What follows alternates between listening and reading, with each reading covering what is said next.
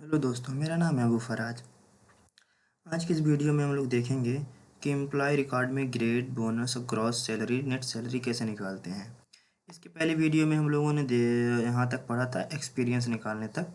इस वाले वीडियो में देखेंगे ग्रेड क्या होता है और ये कैसे निकलता है, बोनस क्या होता है वगैरह वगैरह। देखिएगा दोस्तों, इससे और पहले वाले वीडियो में हम लोगों ने देखा था कि बेसिक सैलरी पे ही हम लोगों का HRA, DA, CCA और PF मिलता है और हमारे टोटल अलाउंस में केवल HRA, DA और CCA को ही जोड़ा जाता है। उसके ऊपर से ही उसका डेट ऑफ ज्वाइनिंग हम लोग निकाले थे और एक्सपीरियंस भी निकाले थे। अगर इसका वीडियो देखना होगा तो इससे पहले वाला पार्ट आप देख लेंगे, प्लेलिस्ट में इसकी वीडियो पड़ी हुई है। आज दोस्तों हम लोग निकालेंगे ग्रेड। ग्रेड क्या होता है ये समझते हैं। हर एक कंपनी एक्सपीरियंस के हिसाब से अपने एम्प्लॉय को कुछ ग्रेड देती है और उस ग्रेड के अकॉर्डिंग फिर उसकी सैलरी में कुछ बोनस दिया जाता है। यानी उसका कितना एक्सपीरियंस है, उस एक्सपीरियंस के हिसाब से ही ग्रेड बनता है। तो आइए दोस्तों, पहले इसको एक बार हम थोड़ा सा सेट कर लेते हैं। कंट्रोल ए करके ना, कंट्रोल ए कर लीजिएगा। थोड़ा सा यहाँ पे मतलब सेंटर अलाइनमेंट, थोड़ा बीच में सारा डिटेल्स आ जाए, थोड़ा देखने में सुंदर लगेगा। देखिए सारा डिटेल्स सब बीच में आ गए। अब हम लोग निकालते हैं ग्रेड। ग्रेड निकालने के लिए लिखते हैं इज इक्वल टू इफ लिखने के बाद से स्मॉल ब्रैकेट ओपन। उसके बाद से इसमें लिख रहा है हम लोगों के लिए लॉजिकल टेस्ट। हम लोग लॉजिकल टेस्ट में किसको लेने वाले हैं, J2 को। ये रहा अपना J2। J2 के लिए कुछ कहानी लिखने वाले हैं। If J2 is greater then, क्या लिखेंगे, अगर J2 की वैल्यू क्या हो जाए, बड़ी हो जाए, और इक्वल टू या बराबर हो जाए। किसके बराबर हो जाए, 20। हमने लिखा J2 का मतलब क्या है, एक्सपीरियंस। अगर उसका एक्सपीरियंस 20 साल से बड़ा हो जाए या 20 साल के बराबर हो जाए। अगर 20 साल से बड़ा या 20 साल के बराबर होगा तो हम लोग उसको बोलेंगे कि वो ग्रेड, कैपिटल में कहते हैं, वो ग्रेड ए का आदमी है। यानी ठीक है, किस ग्रेड का है, ग्रेड ए का एम्प्लॉय है। कब वो ग्रेड ए का एम्प्लॉय बनेगा, अगर उसका एक्सपीरियंस 20 साल से ज़्यादा हो या 20 साल के बराबर हो तो ग्रेड ए कहलाएगा। फिर आगे हम लोग फिर कॉमा लगा के फिर वही लॉजिकल फंक्शन देंगे। फिर लिखेंगे इफ़, फिर इफ़ लिखने के बाद फिर स्मॉल ब्रैकेट ओपन करेंगे। फिर उसी J2 पे पहुंचेंगे, यानी फिर लिख देंगे J2। अगर J2 की वैल्यू ग्रेटर देन हो जाए और इक्वल टू हो जाए। इससे पहले 20 साल लिए थे, अब की हम लोग लेंगे 15 साल। ठीक, अगर वो 15 साल के बराबर हो जाएगा तो हम small bracket sorry double inverted comma हम लिखेंगे GRAD ग्रेड बी। ठीक है दोस्तों, फिर कॉमा लगाएंगे, फिर वही फंक्शन लिखेंगे इफ़ लिखने के बाद फिर स्मॉल ब्रैकेट से ओपन करेंगे। फिर लॉजिकल फंक्शन में क्या लिखेंगे, फिर वही J2 की बात करेंगे कि J2 अगर बड़ा हो जाए या बराबर हो जाए। अब मैं किसकी बात करने वाला हूँ, अब बात करूँगा 10 साल की। यानी अगर वो पहले 20 साल के बराबर या 20 साल से ज़्यादा का एक्सपीरियंस रखने वाला बंदा है, ग्रेड ए। अगर उसका एक्सपीरियंस 15 साल के बराबर या 15 साल से ज़्यादा है, ग्रेड बी। अगर उसका एक्सपीरियंस 10 साल या 10 साल के बराबर है, 10 साल से बड़ा या 10 साल के बराबर है, तो वो कहलाएगा grade C. GRAD grade C. ठीक है दोस्तों, अगर उसका एक्सपीरियंस अब इससे कम हो गया, 10 साल से जैसे ही कम हो जाता है तो ऑटोमेटिक उसको हम लोग बोल देते हैं वो है ग्रेड डी का बंदा। यानी हमारा एक्सेल जज कर लेगा, गेस कर लेगा कि वो 20 साल के ऊपर है तो ठीक है या बराबर है, ग्रेड ए। 15 साल के बराबर है या 15 साल से ज़्यादा है, ठीक है, ग्रेड बी। 10 साल के बराबर है या 10 साल से ज़्यादा है, ग्रेड सी। यानी अब जैसे हम 10 साल से डाउन जाएंगे, यानी 1 से 9 साल, यानी जीरो जब से वो स्टार्ट करता है तब से 9 साल तक का अगर उसके पास कोई एक्सपीरियंस तो हमेशा किस में जाएगा, ग्रेड डी में। अब देखते हैं हमने कितनी बार ब्रैकेट स्मॉल ब्रैकेट ओपन किया था, 1 2 3, 3 बार हम लोगों ने यहाँ पे क्या किया है, ओपन किया हुआ है। अब जितनी बार हम लोग ओपन करते हैं उतनी बार इसको क्लोज भी करते हैं ना, 1 2 3, 3 बार क्लोज कर दिया और यहाँ से कर देते हैं इंटर। देखिए दोस्तों, ये किस ग्रेड का बंदा है, ग्रेड ए का। क्यों, क्योंकि इसके पास एक्सपीरियंस कितने साल का है, 26 साल का एक्सपीरियंस है, इसलिए किस ग्रेड का बंदा है, ग्रेड ए का। आप लोग इस पर प्रैक्टिस जरूर करिएगा, बिना प्रैक्टिस किए ये नहीं आने वाला है। यानी अगर आपको फार्मूला देखना है तो इस पर जैसे आप F2 प्रेस करेंगे तो फार्मूला यहाँ भी दिखाई देगा और ऊपर यहाँ भी हम लोगों को पूरा फंक्शन इसका दिखाई देता है। तो यहाँ पे क्या लिखा गया था, if J2 is greater than or equal to 20। यानी अगर उसका एक्सपीरियंस, इसी में ना, अगर उसका एक्सपीरियंस 20 साल के बराबर या 20 साल से ज़्यादा होता है, ग्रेड ए। अगर उसका एक्सपीरियंस 15 साल से ज़्यादा या 15 साल के बराबर होता है ग्रेड बी। अगर उसका एक्सपीरियंस 10 साल के बराबर या 10 साल से ज़्यादा होता है ग्रेड सी, अन्यथा उसको किस में डाल दिया जाए, ग्रेड डी में। ठीक है दोस्तों, बाकियों का ग्रेड निकालने के लिए हमको क्या करना है, इसी पे एक बार कर्सर को रख के 2 बार बस क्लिक करिएगा। देखिए सबका ग्रेड यहाँ पे निकल गया। कोई ग्रेड सी है, 14 साल है तो ग्रेड सी। अब हम लोग देखते हैं क्या इस पे फंक्शन काम कर रहा है कि नहीं। हम लोगों ने पढ़ा था जो भी 15 साल से नीचे आएगा और 10 साल या 10 साल के ऊपर जाएगा वो ग्रेड सी में ही रहेगा। देखिए ग्रेड सी में है। और ग्रेड बी की बात कब से हुई थी, 15 से 20 साल के बीच में जो भी होगा वो किस में पहुंचेगा, ग्रेड बी में पहुंचेगा। और जो भी 10 साल से नीचे होगा वो सब ग्रेड डी में। देखिए ये 7 साल है, 3 साल है, ये 0 अभी शुरू ही किया था, तो इन सब लोगों का किस में आ गया, ग्रेड डी में आ गया। ठीक है दोस्तों, अब हमारे ग्रेड के अकॉर्डिंग ही बोनस भी बनता है। बोनस किस पे डिपेंड करता है, ग्रेड पे ही डिपेंड करता है। अब ग्रेड पे कैसे डिपेंड करता है, आइए दोस्तों देखते हैं। सबसे पहले हम लोग लिखेंगे इज इक्वल टू इफ़ लिखने के बाद से स्मॉल ब्रैकेट करते हैं ओपन। अब देखिएगा किस पे हमारा बोनस बनेगा, ग्रेड ए पे ही बनेगा कि अगर उसका ग्रेड जैसा होगा उसी तरीके से उसको बोनस भी मिलेगा। यानी हम लोग यहाँ पे K2 की बात करेंगे, लिखेंगे if K2 is equal to double minute comma में लिख देंगे GRA ग्रेड ए। ठीक है दोस्तों, अगर K2 इसी में ना हमारा ग्रेड दिया हुआ, अगर K2 ग्रेड ए है, क्या है, अगर K2 ग्रेड ए है तो हम लोग लिखेंगे जो इसकी बेसिक सैलरी होगी, बेसिक सैलरी इसकी कितनी है, ये रही बेसिक सैलरी। तो C2 पे हमको C2 पे हमको 20%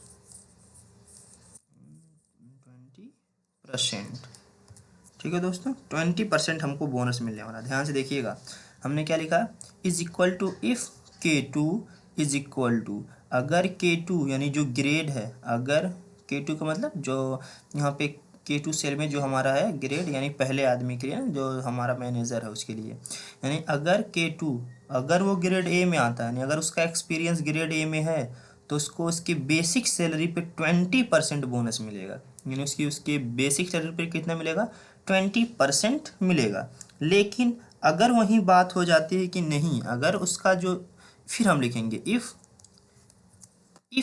K2 is equal to double inverted comma में क्या लिख देंगे, ग्रेड ए की बात हुई थी, अब लिखेंगे GRADE ग्रेड बी। लेकिन अगर वो कहीं ग्रेड बी में आ जाता है तो, ग्रेड बी में अगर आ जाएगा तो फिर वही बात करेंगे कि जो उसका C2 है, कौन, C2 है, उस पे कितने परसेंट मिलेगा, 15% उसको बोनस दिया जाएगा। ठीक है दोस्तों, यानी अगर वो क्या रहेगा, ग्रेड ए का है तब तो 20% पाएगा, लेकिन अगर वो ग्रेड बी का बंदा है तो उसको केवल कितना मिलेगा, 15% ही बोनस मिलने वाला है। फिर कॉमा लगा के फिर इफ़ को लिखेंगे, इफ़ लिखने के बाद फिर स्मॉल ब्रैकेट ओपन करेंगे, फिर वही K2 की बात करेंगे। K2 अगर इस बार उसका जो ग्रेड है वो कौन सा है, ग्रेड सी है, तो ग्रेड सी पे उसको मिलेगा C2 पे, यानी देखिएगा अगर वो ग्रेड सी का रहने वाला है, ठीक है, यानी उसका अगर एक्सपीरियंस ग्रेड सी में आता है तो ग्रेड सी के लिए कहते हैं कि जो भी उसका C2 होगा, यानी उसका जो बेसिक सैलरी होगा उस पर केवल उसको 10% ही, यानी उसकी बेसिक सैलरी पे कितना, केवल 10% ही उसको बोनस मिलने वाला है। इसके बाद से अगर ग्रेड डी आ जाता है, क्या आ जाता है, इफ़, फिर वही स्मॉल ब्रैकेट के अंदर लिखेंगे if K2 is equal to क्या लिख देते हैं, ग्रेड डी। अगर वो ग्रेड डी वाला बंदा है, ग्रेड डी वालों के लिए कुछ भी नहीं, यानी अगर उसका एक्सपीरियंस 10 साल के अंदर का है तो उसको मिलेगा नो बोनस। ठीक है दोस्तों, यानी अगर उसका एक्सपीरियंस क्या है, ग्रेड डी के अंदर है तो उसको मिलेगा नो बोनस। अब हम लोग गिनते हैं कितनी बार हम लोगों का ब्रैकेट ओपन हुआ, 1 2 3 4, 4 बार हुआ ना, 1 2 3 4, 4 बार क्लोज करके इंटर करते हैं। वाह, इसका बोनस कितना बन गया, 1200 रुपये बन गए। चलिए दोस्तों एक बार फिर से इस पे F2 करके देखते हैं क्या क्या था। F2 नहीं करते हैं, डायरेक्टली देखते हैं। यहाँ पे इस बंदे का ग्रेड ए है, यानी ये 26 साल यानी 20 साल से ज़्यादा एक्सपीरियंस तो हम लोगों ने पढ़ा था। अगर कोई ग्रेड ए वाला आदमी होगा तो उसको कितना मिलना चाहिए, उसको मिलना चाहिए उसकी बेसिक सैलरी का 20%। बेसिक सैलरी का कितना, बेसिक सैलरी का 20%। बेसिक सैलरी कितनी है, 60,000। 60,000 का 20% कितना बनेगा, 12,000 ही बनेगा। अब बाकियों का देखते हैं क्या बन रहा है, डबल क्लिक करते हैं। देखिए दोस्तों, अब यहाँ से सेल पे डबल क्लिक करके एडजस्ट करते हैं। देखिए जितने ग्रेड डी वाले होंगे, grade D grade D grade D, सब नो बोनस नो बोनस, उनको बोनस ही नहीं मिला।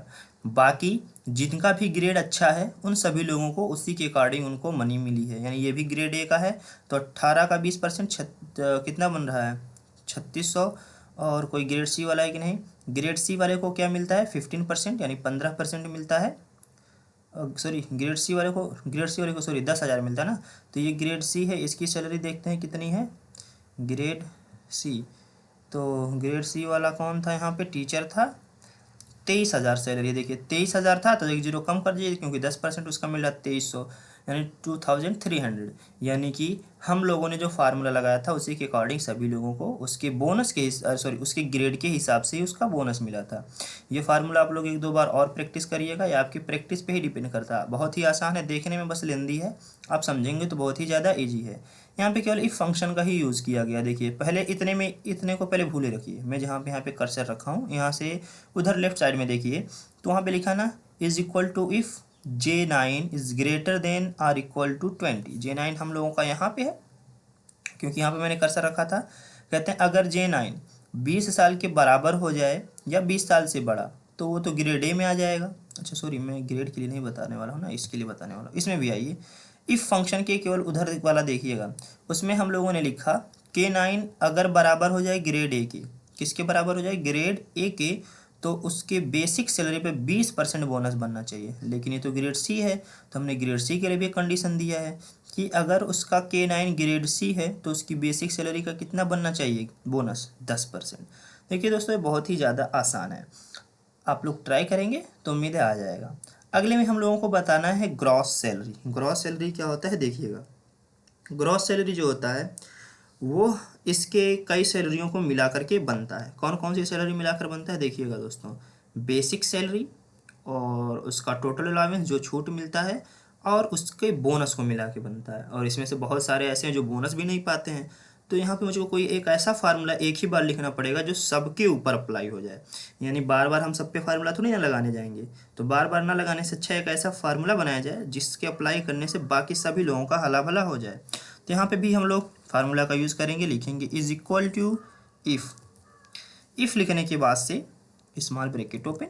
अब यहाँ पे हम लोग बात करते हैं कि अगर उसका L2 जो लिखा हुआ है, अगर L2 में क्या मिल जाए, no bonus is equal to no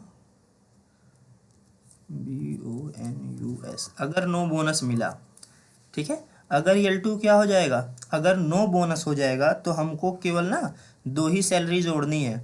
एक तो उसका बेसिक सैलरी और इसमें क्या करना है, प्लस करना है उसके टोटल अलाउंस को। ठीक है दोस्तों, देखिए हमने बताया था 3 सैलरी मिलेगी, यानी सॉरी 3 लोगों को जोड़ना है। एक तो उसकी बेसिक सैलरी जो उसका एकदम फिक्स अमाउंट था, दूसरा उसको जो टोटल छूट मिला, तीसरा उसके एक्सपीरियंस के हिसाब से जो बोनस मिला। इन्हीं 3 लोगों को मिला करके उसकी एग्जैक्ट सैलरी बनने वाली है। लेकिन अगर उसको बोनस नहीं मिल रहा है तो केवल 2 ही सैलरी मिलेगी ना, कौन कौन सा, बेसिक सैलरी और टोटल अलाउंस। लेकिन अब अगली बात हम लोग करेंगे, कहेंगे अगर नो बोनस नहीं है तो हम डायरेक्टली लिखेंगे, एक्सेल समझ जाता है, डायरेक्टली हम लोग यहाँ पे लिख देंगे कि अगर बोनस नहीं होगा तो उसको क्या क्या मिलेगा।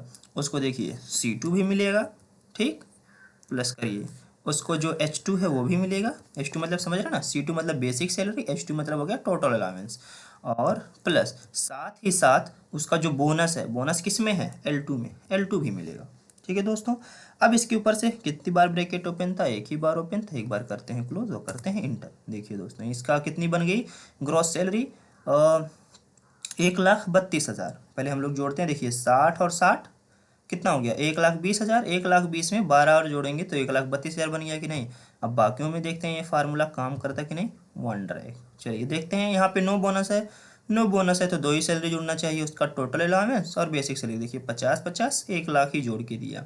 ठीक है दोस्तों, यानी हमने यहाँ पे जो फार्मूला बनाया उसमें बोल दिया था अगर L2 नो बोनस होगा, यानी जो अगर वो नो बोनस पे है तो दो ही सैलरी जोड़िए, एक तो उसकी बेसिक सैलरी जोड़िए, दूसरा उसका टोटल अलाउंस जोड़िए बस, यानी उसको कितना छूट मिला वो और उसकी बेसिक सैलरी दोनों जोड़ देंगे, काम भारी हो जाएगा।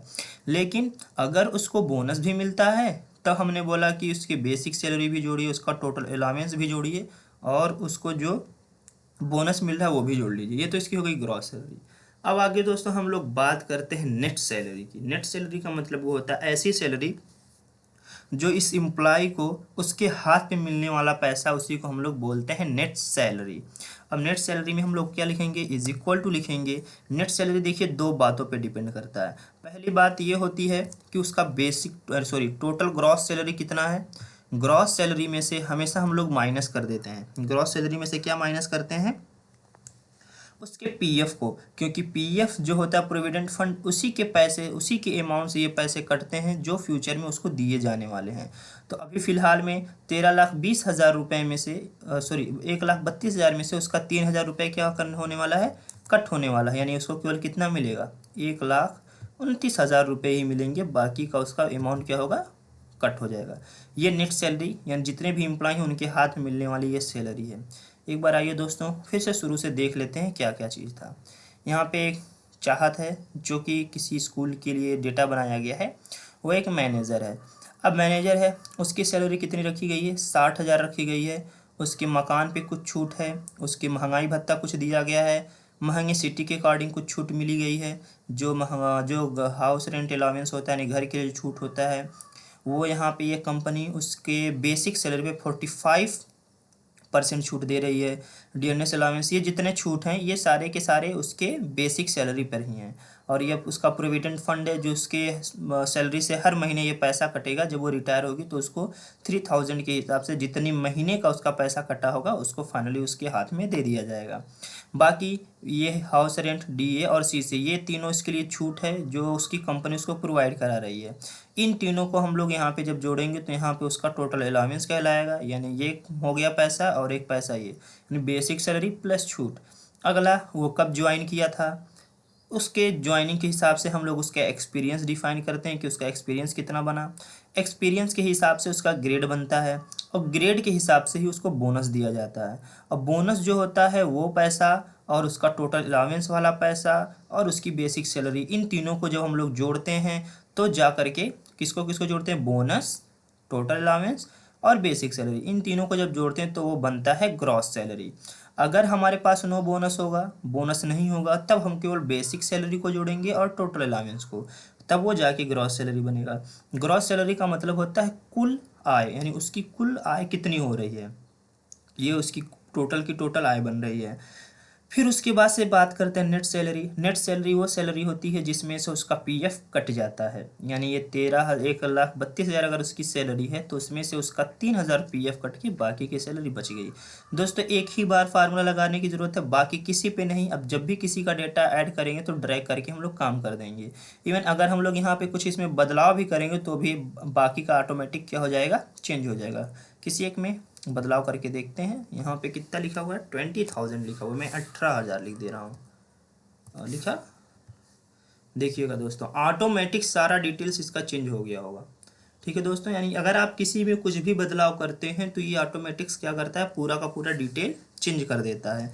ये इसमें फार्मूला लगाने का यही फ़ायदा है। जैसे प्यून तो को सैलरी तो सबसे ज़्यादा है, 89,000 है, ना करके मैं 8900 कर देता हूँ। ठीक है दोस्तों, देखिएगा 8900 करते ही इसका पूरा डिटेल्स चेंज हो गया कि नहीं। देखिए इसका HR ये हो गया, ये हो गया, ये सारा डिटेल्स ध्यान से देखिएगा। मैं फिर से 89,000 करूँ ना, 89,000 करूँ, अभी देखिए फिर सारा डिटेल चेंज हो जाएगा। 89,000 किया, पूरा यहाँ से यहाँ तक का डिटेल कर देखिएगा। यहाँ पे अभी उसको जो नेट सैलरी मिल रही है वो मिल रही है 18,245। और मैं जैसे चेंज करके कहीं बाहर क्लिक करता हूँ, अब देखिए उसकी सैलरी कितनी हो गई, 1,82,450। तुरंत चेंज हो गया कि नहीं। यानी अगर आप यहाँ से कुछ भी चेंज करते हैं उसकी बेसिक सैलरी में, बाकी कहीं बदलाव करने की जरूरत नहीं, ऑटोमेटिक पूरा का पूरा आपका डिटेल्स बदलेगा। ठीक है, उम्मीद है दोस्तों ये आपको समझ में आया होगा। जहाँ भी प्रॉब्लम होगा आप पूछ सकते हैं और एक बार कोशिश ज़रूर करिएगा, क्योंकि बिना कोशिश किए कुछ आने वाला नहीं है। ठीक है, तो फिर इसी तरह का वीडियो देखने के लिए मिलते हैं नेक्स्ट वीडियो में। Thank you.